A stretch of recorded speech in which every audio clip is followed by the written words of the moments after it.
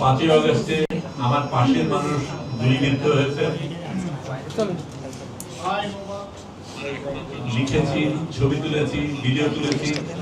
Internet বন্ধ থাকাকালীন কিভাবে এগুলিকে সারা পৃথিবীতে পৌঁছানো যায়, আপনাদের সংবাদ, আমাদের সংবাদ সবাইকে দেবার চেষ্টা করেছি। আমি এখানে বিএনপিকে চ্যালেঞ্জ করতে আসিনি, আমি এসেছি জনগণের ইচ্ছা প্রকাশ করতে। এটা ঠিক, আপনারা অনেকে বলেছেন রক্ত দিতে রাজি আছেন, রক্ত দিয়েছেন, কিন্তু আমি প্রশ্ন করি কেন আপনাদের লোভের কারণে, আপনাদের ক্ষমতার লোভের কারণে বারবার আমাদের দেশের মানুষের রক্ত দিতে হবে? এটা কি পরিস্থিতি? একবার এক দল আসবে, আরেক দল আসবে, যে আসবে সে ক্ষমতা দখল করে থাকতে চেষ্টা করবে এবং সেই ক্ষমতা জনগণের কাছে ফেরত দেওয়ার জন্য আবার আমাদের এই ভাই বোনরা লাশ হয়ে ফিরবে। এটা কোনোভাবে গ্রহণযোগ্য না। আমরা জুলাইয়ের রাজপথে নেমেছিলাম একটা অত্যাচারের জায়গায় আরেক অত্যাচারকে আনার জন্য না, আমরা নেমেছিলাম রাষ্ট্রের আমূল পরিবর্তনের জন্য।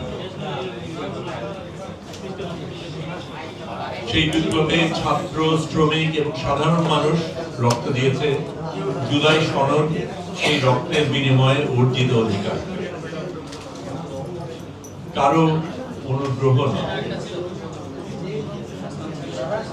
বিএনপি সেই সনদের প্রতিশ্রুতি দিয়ে ভোট চেয়েছে। 2/3 মানুষ সংখ্যাগরিষ্ঠতা, তার মাধ্যমে সংখ্যাগরিষ্ঠতা পেয়েছে।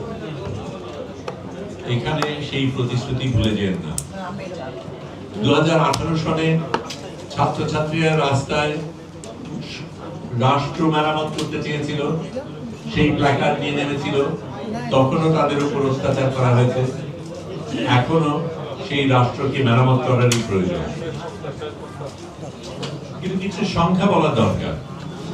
একটু আগেই বলা হয়েছিল ভোটের ব্যাপার, বিএনপি পেয়েছে 51% ভোট, জুলাই সনদ পেয়েছে 69% সমর্থন। অর্থাৎ বিএনপির নিজের ভোটাররাই তাদের একটা বিশাল অংশ এই সনদ চেয়েছিল। তাই সনদ থেকে আপনারা যদি পিছিয়ে যান, তাহলে শুধু আমাদের সকলের না, আপনার নিজের দলের মানুষের সাথে আপনি বিশ্বাসঘাতকতা করছেন।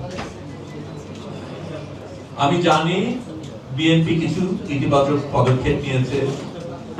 প্লেন চেয়ারে আপনি বসেন, ভিআইপি প্রোটোকল কমিয়েছেন, নিজের ছবি কমিয়েছেন, সেগুলি স্বীকার করি।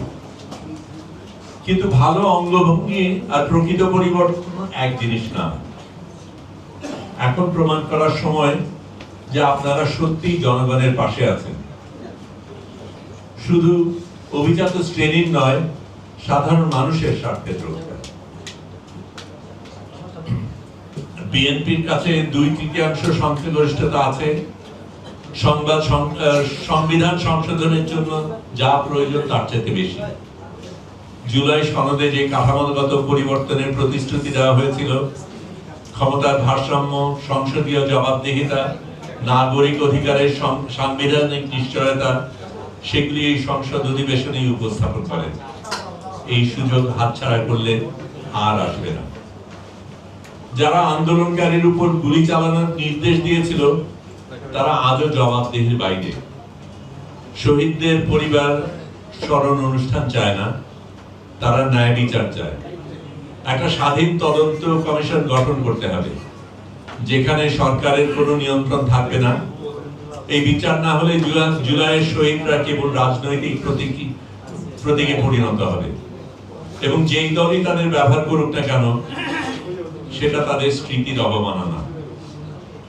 বিপ্লব জনগণের, আমরা এটাকে চুরি হতে দেব না, আজও না, কখনো না। জুলাই যোদ্ধারা ঐক্যবদ্ধ, সংগঠিত, অবিচল। ধন্যবাদ।